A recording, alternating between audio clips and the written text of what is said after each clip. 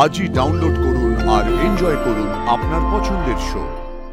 আমাকে কিঙ্কর স্যারকে বাড়ির কাউকে চিনতে পারলেন না, অথচ ঘরটা ছেড়ে চলে গেলেন। অপর্ণা, তুমি জেল থেকে পালিয়ে গেছিলে না, এখন গা ঢাকা দেওয়ার জন্য এখানে চলে এসেছো? তুমি ঠিক আছো অপর্ণা?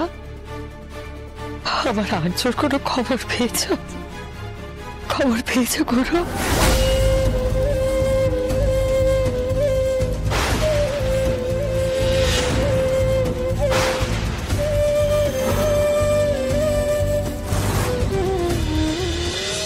আর্য, আর্য, তুমি ফিরে এসেছো। তোমার কিছু হয়নি তো?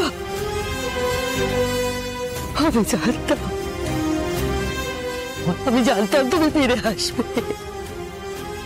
তুমি না থাকলে তো আমরা সবাই ভেসে যাবো আর্য। আমি জানতাম তুমি ফিরে আসবে। মার মন কখনো ভুল বলে না আর্য, মার মন কখনো ভুল বলে না। আমি জানতাম তুমি ফিরে আসবে। অপর্ণা একদম ঠিক কথা বলেছিল, বিশ্বাস করো। ও বলেছিল, বারবার বলেছিল যে তোমার কিচ্ছু হয়নি, তুমি বেঁচে আছো। আর আমিও সেটাই বিশ্বাস করেছিলাম।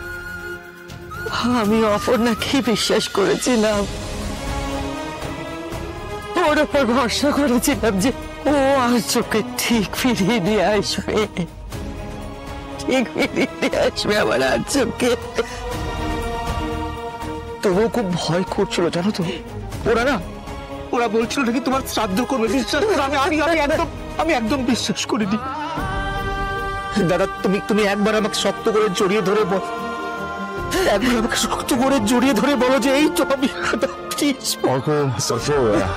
এসব পরে হবে। ও খুব টায়ার্ড, ওকে একটু ঘরে যেতে দাও, একটু ফ্রেশ হয়ে নিক, তারপরে। না না, সেসব তো ঠিক আছে, কিন্তু এসে থেকে উনি একটাও কথা অব্দি বলেননি।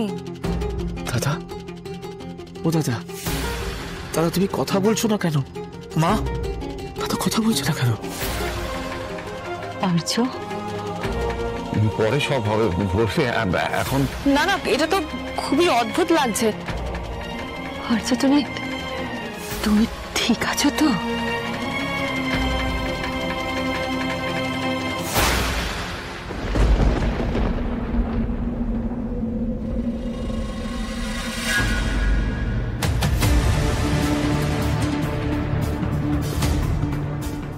দাদা, দাদা, মা,